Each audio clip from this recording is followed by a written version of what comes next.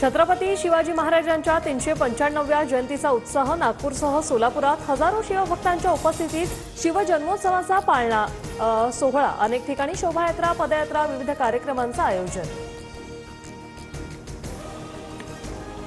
किल्ले शिवनदीवर हिंदवी स्वराज्य महोत्सव रंगणार। मोठ्या संख्येने शिवभक्त दाखल होण्यास सुरुवात। जिल्हाधिकाऱ्यांच्या हस्ते शिवाजी देवीचा अभिषेक संपन्न।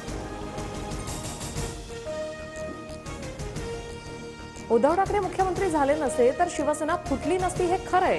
काँग्रेसच्या दावणीला बांधलेला धनुष्यबाण वाचवण्यासाठी उठाव केला। उपमुख्यमंत्री एकनाथ शिंदेंचं वक्तव्य। राक्षसाचा जीव जसा पोटात असो तसा उद्धव ठाकरेंचा जीव महानगरपालिकेत आहे। रामदास कदमांचं वक्तव्य। तर कुणाचा जीव कशातही असो आपल्याला मुंबई महापालिकेत दुसरा झटका द्यायचा, एकनाथ शिंदेंचं विधान।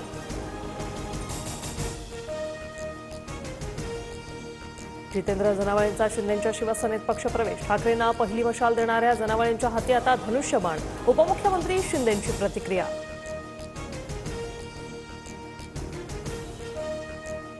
भेटीबाबतच्या चंद्रशेखर बावनकुळेंच्या वक्तव्यावर सुरेश धसांचा आक्षेप। मुंडेंना 20 ते 25 मिनिटंच भेटलो, मात्र बावनकुळेंनी 4.5 तास म्हटल्यामुळे माझ्याबद्दल संभ्रम निर्माण झाला। सुरेश धसांचा आक्षेप। बावनकुळेंच्या घरी कोणती डील झाली? वापरा आणि सौदा करा या भाजपच्या परंपरेत सुरेश धस जागले। धस मुंडे भेटीवर संजय राऊतांचं ट्विट।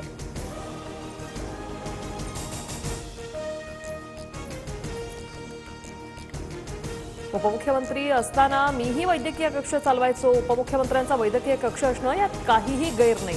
एकनाथ शिंदेंनी निर्माण केलेल्या उपमुख्यमंत्री वैद्यकीय कक्षावर मुख्यमंत्री फडणवीसांचं स्पष्टीकरण।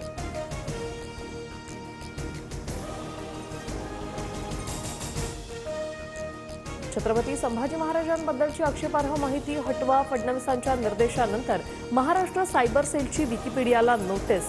विकिपीडियाचा आधार घेत कमाल खाननं ट्विट केल्याची माहिती।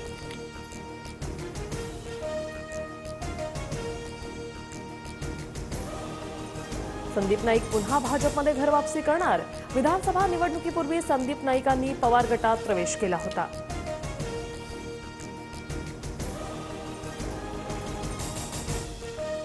कोर्टाच्या आदेशानुसार कल्याण डोंबिवलीतील 48 अनधिकृत इमारतींवर हातोडा चालणार। रहिवाशांना घरं खाली करण्याच्या नोटिसा।